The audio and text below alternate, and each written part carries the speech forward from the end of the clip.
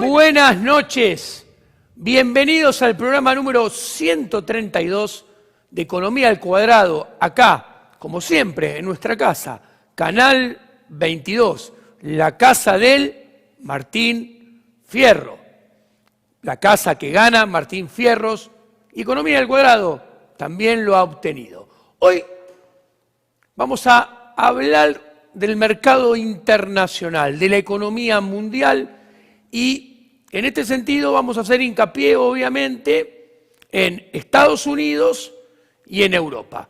Ya, sin más demora, vamos, señor director, a la primer placa. ¿Qué está pasando en el mundo? Primero, un gran vistazo. Acá tenemos a la izquierda la tasa de crecimiento interanual del GDP de Estados Unidos, que se viene desacelerando. A la derecha tenemos la inflación minorista, en grande, de Estados Unidos, con tendencia sistemática marcada en alza. Último dato, 8.6 interanual. En chiquito, la inflación interanual en la zona del euro, que está en 8.1, también con tendencia marcada alcista. O sea, no se está cumpliendo absolutamente nada de las previsiones de la Reserva Federal de Estados Unidos y del Banco Central Europeo, que erran constantemente y fallan con sus políticas monetarias para controlar la inflación. Ahora, paso al siguiente chart. Acá tenemos la variación del GDP, del nivel de actividad, a la izquierda en Estados Unidos, a la derecha de la pantalla de la zona del euro. Estas son las variaciones trimestre tras trimestre. ¿Qué podemos observar? Que en Estados Unidos el último dato es menos 1.5, con un derrotero de desaceleración realmente fuerte del nivel de actividad. A la derecha, Europa. También se desacelera el nivel de actividad y va hacia niveles con cero o negativos. ¿Se entiende? Entonces, ¿qué quiero decir? El mundo, lo que estamos analizando, Estados Unidos, zona del euro, principales mercados de Occidente, la economía se dirige hacia niveles de nivel de actividad mucho más bajos a los cuales estábamos acostumbrados en las últimas décadas, con niveles de inflación mucho más elevados en relación a los que estábamos acostumbrados en las últimas décadas. De hecho, esto nosotros lo venimos adelantando desde Economía al Cuadrado. Yo, como economista profesional, consultor independiente a todos mis clientes, hace mucho tiempo que este sendero era inexorable. Sigo avanzando. Ahora, el consenso de mercado de Estados Unidos, ¿qué espera? Algo que no se va a cumplir. A ver, estamos en junio del 2022. Les recuerdo, hace 6-7 meses decían que Estados Unidos iba a estar ya creciendo vigorosamente con niveles de inflación en torno al 3 para este momento. Bueno, nada de eso está aconteciendo. ¿Ok? Entonces, vamos a ver qué dicen que va a pasar en el 2023, 2024, 2025 con la economía americana. Bueno, nada de eso va a pasar, pero yo les quiero mostrar qué están diciendo el mercado. Acá tenemos a la izquierda de la pantalla el forecast de la tasa de crecimiento del GDP. En azul los datos observados, en gris los datos estimados. Están previendo que la economía de Estados Unidos los próximos años va a crecer al 3, 3,5 todos los años. Y que el PBI per cápita va a seguir creciendo sostenidamente, como podemos ver. ¿Ok? Listo. Esto es fuente Trading Economics. Bueno, esto no se va a cumplir. Al mismo tiempo, el mismo consenso de mercado dice que este escenario de crecimiento va a venir acompañado con una política monetaria. Escuchen, esto está sacado a propósito hace un mes, menos. Decían que la tasa iba a cerrar el segundo semestre en 1.5. Ya la pifiaron, está en 1.75.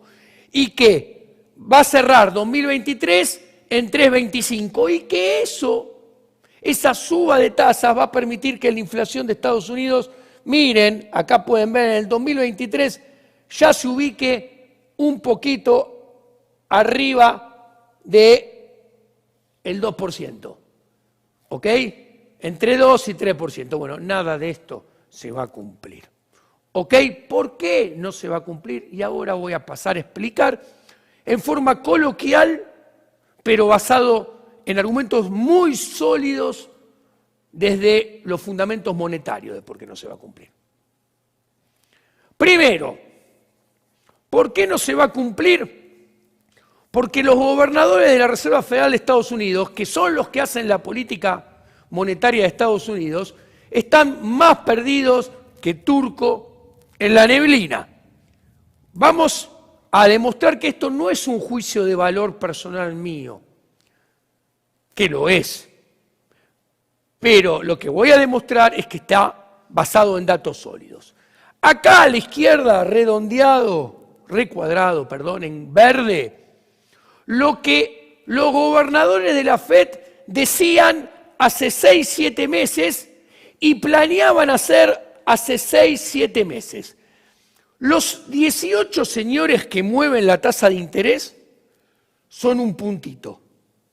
Cada uno es un puntito. A cada uno le preguntan, bueno, ¿usted dónde piensa que va a estar la tasa de interés a final del 2022? Miren, todos decían que iba a estar entre 0,25, 0,50, 0,75. Acá lo ven, 0,05. Le preguntaban, ¿cuánto va a estar la tasa a final del 2023? Y entre 0,5, 0,75, 1,25 para final del 2023. Y para el 2024 le preguntaban, y ellos mismos te decían, y yo la tasa nominal, estamos hablando, le voy a poner entre 0,5, 0,75, 1,5, 2 a lo sumo. Ok, a estos mismos 18 señores le hacen la misma pregunta ahora, hoy en día. ¿Y a dónde la ponen la tasa? Bueno, y a final del 2022, ¿a dónde la van a ver? Miren, acá tienen 2,0, acá tienen 2,5, acá tienen 3%, ¿ok? Entonces, a final del 2022 la ven en 1,5, 1,75, 2, 2,25, algunos 3 loquitos, y hay otro 2 outsiders que la ven más arriba. Y al final del 2023, todas la sitúan entre 2,5 y 3,25. Y al final del 2024, bueno, en promedio entre 2 y 3. Ahora, estamos con inflación, como acabo de mostrar, de 8,6. ¿Qué dicen estos señores? Bueno, que con estas tasas, que son entre 6 y 5 puntos reales negativas, o sea, en términos reales ajustadas por inflación, son entre 5 y 6 puntos negativos, ellos dicen que van a lograr bajar la inflación, miren, al 2023 entre el 3 y el 2% anual. Y en el 2024 al 2%. O sea, están diciendo algo muy parecido a lo que decían el año pasado para este año que no se cumplió. Y les adelanto que tampoco se va a cumplir pensando en el lo que resta del 2022, 2023, 2024. Ahora, ¿por qué? Voy a explicar técnicamente, no se va a cumplir. Acá está la respuesta. Y se ve en forma contundente. Para entender si pueden bajar la inflación, hay que comprender qué tipo de inflación es y qué instrumento tienen para bajarla. Entonces, vamos a situarnos en el gráfico de la derecha, que nos va a indicar qué tipo de inflación tiene Estados Unidos. Para eso, vamos a ver primero el grafiquito chiquito. El gráfico chiquito tiene la oferta monetaria de M1 en rojo y la oferta de base monetaria en azul. ¿Ok? Les cuento. ¿Qué es la base monetaria es el dinero físico, para que ustedes lo entiendan, dicho en forma coloquial. O sea, son los billetes y monedas en poder del público, en nuestro bolsillo, los billetes y monedas en poder de los bancos y los billetes y monedas que los bancos tienen depositados en sus cuentas corrientes en la Reserva Federal de Estados Unidos. Todo este dinero es aproximadamente, números groseros, redondos, entre el 10 y el 15% del dinero de Estados Unidos. Bueno, este dinero contra enero del 2020 aumenta 71%. ¿Ok? Ahora vamos a M1. ¿Qué es M1? M1 es, además de todo ese dinero, a ese dinero hay que sumarle todos los depósitos en caja de ahorro, saving accounts, y todos los depósitos en cuenta corriente, current account. ¿Ok? Bueno, ese dinero aumentó el triple que la base monetaria. Aumentó 200.2% contra enero del 2020. ¿Dónde se visualiza esto? En el gráfico grande, el multiplicador monetario de M1 de Estados Unidos, que mide la relación entre M1 sobre base monetaria. Presten atención, este gráfico empieza en 1960 y termina en la actualidad. ¿Ok? Entre 1960 y los 80, que fueron los periodos de mucha inflación en Estados Unidos, el multiplicador monetario estuvo entre 2.5 y 3, como marca acá. ¿Cuándo empezó a bajar la inflación? Cuando se logró desplomar el multiplicador en la década de los 90. El multiplicador en los 90 pasa de 2.5 a 1.5. Y después, en el siglo XXI, baja más todavía. ¿Por qué en la época de Lehman se emitió mucho y no hubo inflación? Porque lo que se emitió fue dinero físico, fue base monetaria, no fue M1. Y encima, si de cada $100 que se emitían, la mayor parte era física, de esa emisión física, el 70% quedaba encerrado dentro del sistema de la Reserva Federal. Y por eso solamente el 30% salía a la calle y no hubo inflación. ¿Dónde se ve eso? Sencillo, si lo que aumentó es la base y no el dinero bancario a través de intermediación financiera de M1, el multiplicador después de Lima, miren, se desplomó a 0,75. ¿Ok? Entonces no hubo inflación. La inflación en las últimas décadas, que en realidad es la estimación de la inflación, como siempre repito, de las últimas décadas, dio mucho más baja que en el pasado porque se desplomó el multiplicador. Ahora, ¿qué pasa en la actualidad? Miren, el multiplicador saltó de 0,75 a 1 a 3,50. El multiplicador monetario es récord. La inflación de Estados Unidos es récord. ¿Por qué? Porque el multiplicador vuela. ¿Y por qué vuela?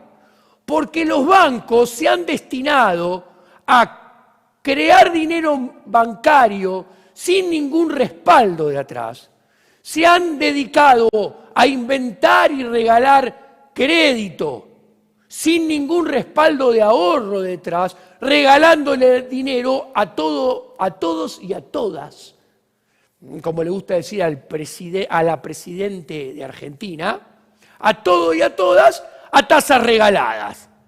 Entonces, la inflación que tenemos en el mundo hoy en día, en Estados Unidos y ya vamos a ver en Europa, es culpa del sistema bancario que, asociado inmoralmente con los estados, que a través de sus bancos centrales ponen la tasa de interés en cero, regalan crédito a todo el mundo.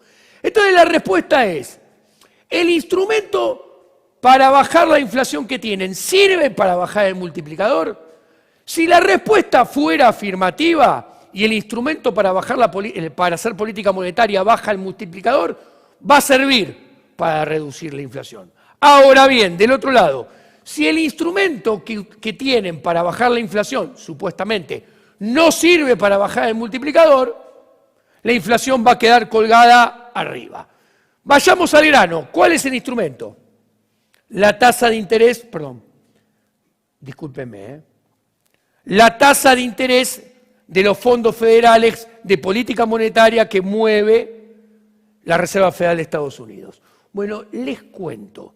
Esto se fija, está en 1,75, mediante lo que técnicamente se llama operaciones de mercado abierto. O sea, es el Banco Central comprando y vendiendo todos los días para que esta tasa quede en 1,75 todos los días, en forma permanente.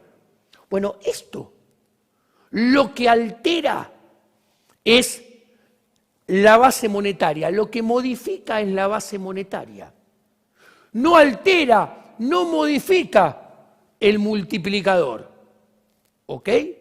Entonces, estamos en presencia que los bancos centrales mueven un instrumento que no les sirve para atacar de cuajo la raíz del problema de la enfermedad de la inflación.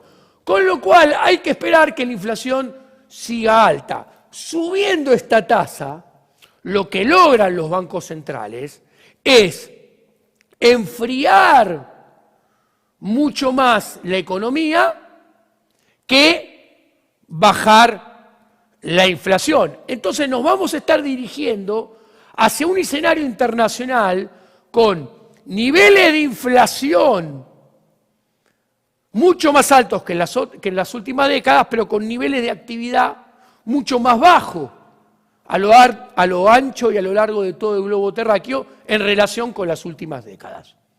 ¿Ok? Y a ver, y en Europa pasa exactamente lo mismo que en Estados Unidos, se ve en este chart.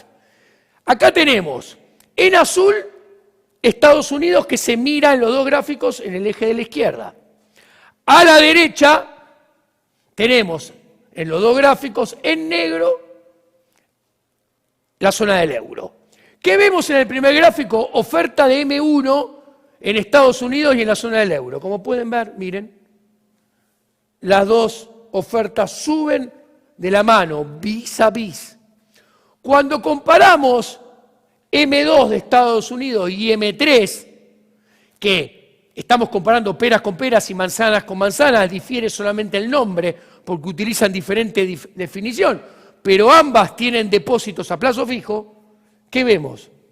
Que la oferta monetaria, la masa monetaria total, tanto en Europa como en la Reserva Federal de Estados Unidos, miren, se comportan de la misma manera, se mueven mano a mano. Ambos gigantes monetarios están haciendo lo mismo, por lo tanto obtienen similares, no exactamente iguales, similares resultados. Ahora, importante, en estos momentos no están actuando en forma perfectamente coordinada como lo vinieron haciendo en los últimos años y décadas, que coordinadamente los dos fueron poniendo la tasa en cero, los dos, y permitiendo que sus sistemas bancarios regalen crédito para todos y para todas a tasas regaladas. Nuevamente tenemos en azul Estados Unidos en el eje de la izquierda, en negro la zona del euro en el eje de la derecha. ¿Qué vemos?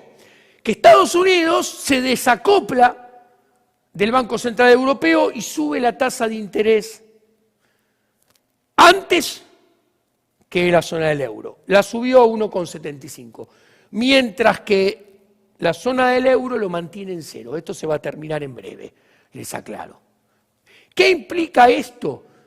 Que cuanto mayor sea el diferencial entre lo que haga la Reserva Federal y lo que haga el Banco Central Europeo, cuanto más y más rápido y antes suba la tasa de interés de política monetaria el Banco Central de Estados Unidos en relación con lo que haga el Banco Central Europeo, el dólar se va a fortalecer en relación al euro. De hecho, ya lo estamos viendo en los últimos meses en el gráfico a su derecha. ¿Qué podemos ver? Que el euro, cayó frente al dólar.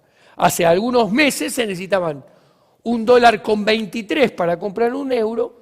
Hoy en día necesitamos $1,05. ¿Esto qué quiere decir? Que cuando tengamos activos financieros en ambas monedas, los rendimientos los vamos a tener que ajustar por tipo de cambio y la fortaleza del dólar en relación al euro va a jugar a favor para que el rendimiento en dólares sea más alto. Con lo cual, esto va a incentivar que la gente se posicione todavía más en dólares y en contra del euro. Y eso va a hacer que el Banco Central Europeo, junto con la inflación a precios al productor que tiene Europa de entre el 35 y 37%, según sea el país. A ver, Europa tiene una inflación minorista del 8% y una inflación de precios al productor del 35, 36, 37% según el país. ¿Esto qué implica? Esto implica que los márgenes minoristas se destrozaron en Europa.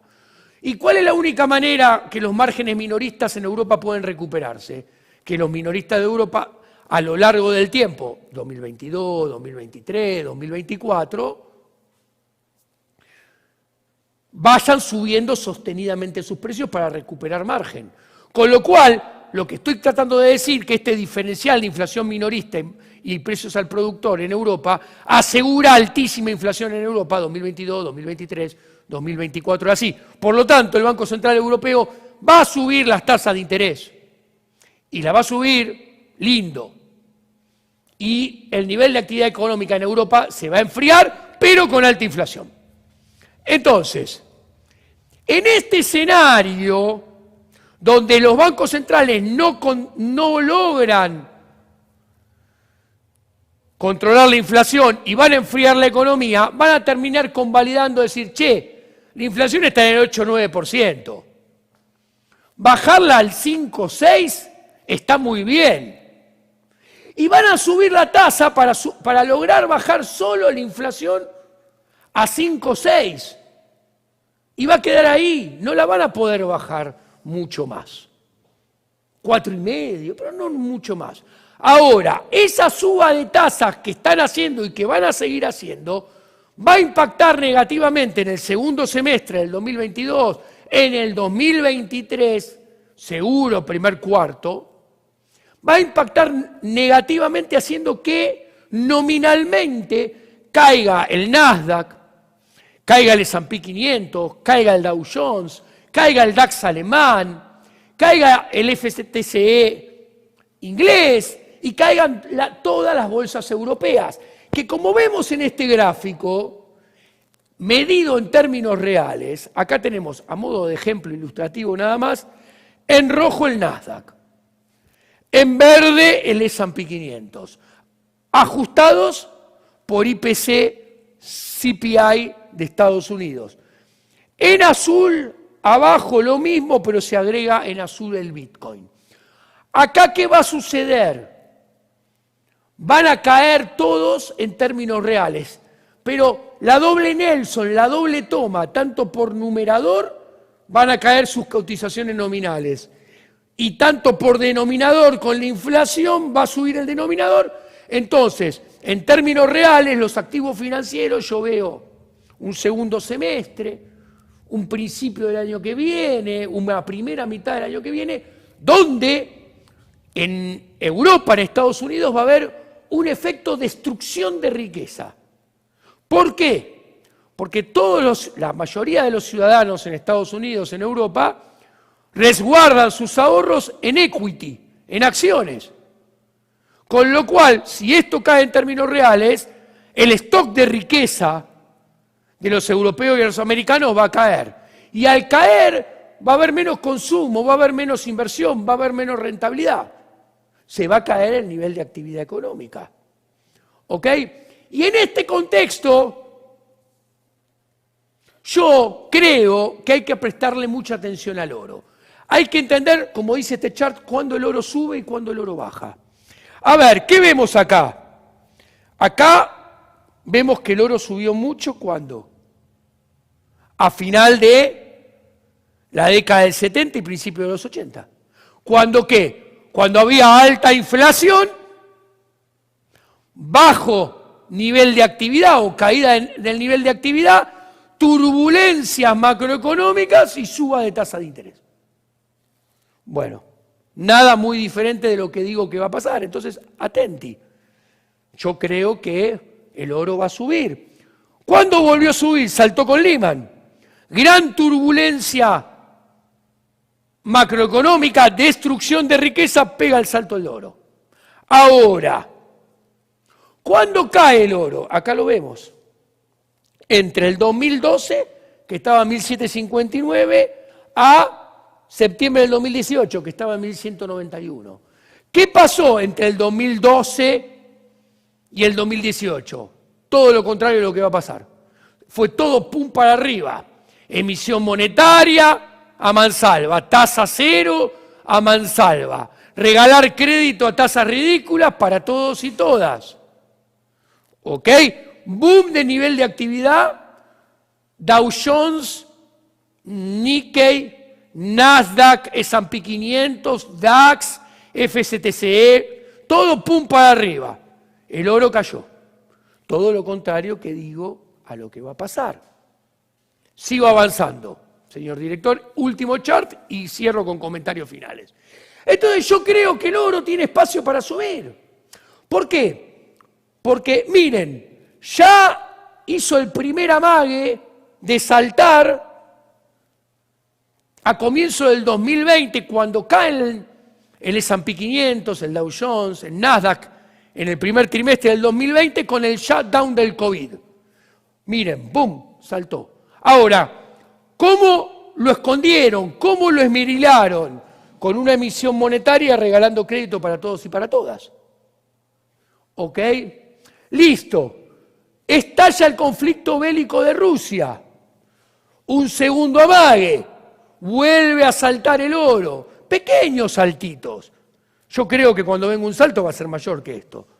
Ok, vuelve a estar bajado artificialmente o por un wait and see del mercado que no sabe qué hacer.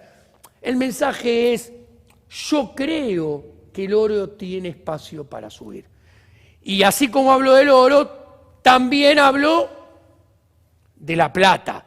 Generalmente primero sube el oro, después, más tarde, sube la plata. Ahora bien, generalmente, al menos en el pasado, no quiero decir como economista austríaco que va a pasar lo mismo, porque esto es imposible de predecir, porque en el fondo somos agentes económicos individuales que respondemos con oferta y demanda, y nadie puede asegurar que respondamos de la misma manera. Generalmente en el pasado la plata sube después que el oro, pero cuando sube obtiene mayores rentabilidades. Ahora, comentario final. Vamos a un mundo con bajo crecimiento, alta inflación, redondeando. En esos escenarios hay siempre aversión al riesgo, hay siempre flight to quality. ¿Qué quiere decir esto? Que el capital del mundo desarrollado se vuelve más adverso para las economías emergentes. O sea, hablando en slang, no las quiere ver ni en dibujito, ni en pinturita, le escapa a las economías emergentes. ¿Esto qué quiere decir? Que un 2022, 2023, 2024 vamos a tener un mundo donde va a escasear mucho más el financiamiento va a ser más caro y va a poner la lupa más grande sobre a dónde dirigirse. Esto es de extremada importancia para Argentina. ¿Por qué? Porque Argentina supuestamente con el próximo gobierno tiene que hacer muchas reformas estructurales muy difíciles, que no se hicieron en el 2016 cuando Argentina era Suiza, al lado de lo que va a ser a partir del 1 de enero del 2024 con el próximo gobierno. ¿Qué quiero decir? En el plano doméstico es mucho más complicado hacer las reformas en el 2024 que lo que era en el 2016 y nadie las hizo. Y pensar que las reformas se van a hacer porque son más necesarias, porque la situación está peor, no tiene ninguna lógica. ¿Ok? Nada se hace porque estamos peor.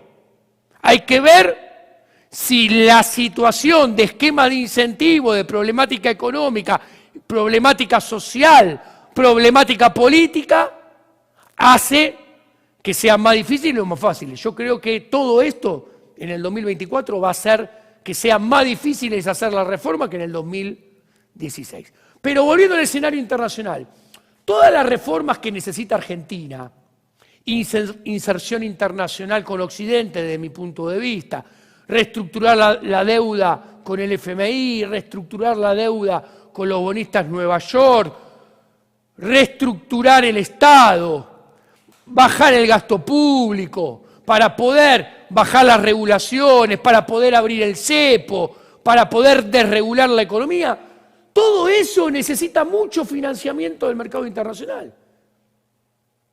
Y Argentina no lo va a tener, porque este escenario le juega en contra. O necesitaría que en este escenario todos los argentinos trajeran la plata que tienen afuera. Y en este escenario los argentinos no lo van a hacer tampoco.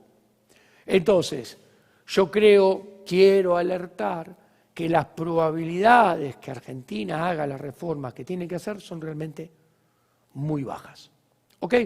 Esto ha sido todo por hoy. Les mando a todos un abrazo y nos vemos la semana que viene con más Economía al Cuadrado. Gracias por estar acá en el programa número 132. Buenas noches.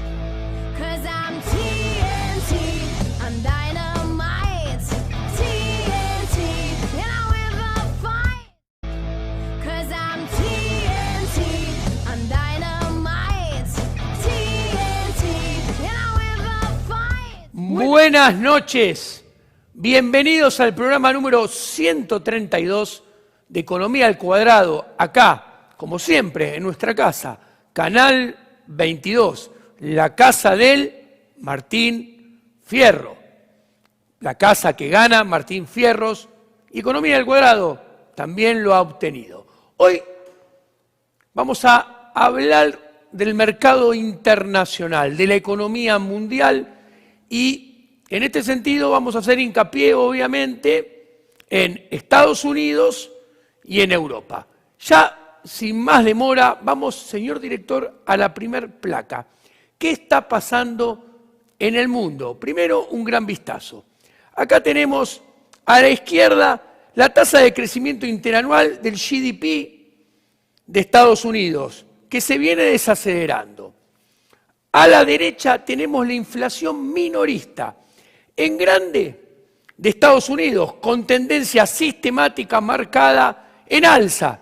Último dato, 8.6 interanual. En chiquito, la inflación interanual en la zona del euro, que está en 8.1, también con tendencia marcada alcista. O sea, no se está cumpliendo absolutamente nada de las previsiones de la Reserva Federal de Estados Unidos y del Banco Central Europeo, que erran constantemente y fallan con sus políticas monetarias para controlar la inflación. Ahora, paso al siguiente chart. Acá tenemos la variación del GDP, del nivel de actividad, a la izquierda en Estados Unidos, a la derecha de la pantalla de la zona del euro. Estas son las variaciones trimestre tras trimestre. ¿Qué podemos observar? Que en Estados Unidos el último dato es menos 1.5, con un derrotero de desaceleración realmente fuerte del nivel de actividad. A la derecha, Europa. También se desacelera el nivel de actividad y va hacia niveles con cero o negativos. ¿Se entiende? Entonces, ¿qué quiero decir? El mundo, lo que estamos analizando, Estados Unidos, zona del euro, principales mercados de Occidente, la economía se dirige hacia niveles de nivel de actividad mucho más bajos a los cuales estábamos acostumbrados en las últimas décadas, con niveles de inflación mucho más elevados en relación a los que estábamos acostumbrados en las últimas décadas. De hecho, esto nosotros lo venimos adelantando desde Economía al Cuadrado. Yo, como economista profesional, consultor independiente a todos mis clientes, hace mucho, mucho tiempo que este sendero era inexorable. Sigo avanzando. Ahora, el consenso de mercado de Estados Unidos, ¿qué espera? Algo que no se va a cumplir. A ver, estamos en junio del 2022. Les recuerdo, hace 6, 7 meses decían que Estados Unidos iba a estar ya creciendo vigorosamente con niveles de inflación en torno al 3 para este momento. Bueno, nada de eso está aconteciendo. ¿Ok? Entonces, vamos a ver qué dicen que va a pasar en el 2023, 2024, 2025 con la economía americana. Bueno, nada de eso va a pasar, pero yo les quiero mostrar qué están diciendo el mercado. Acá tenemos a la izquierda de la pantalla el forecast de la tasa de crecimiento del GDP.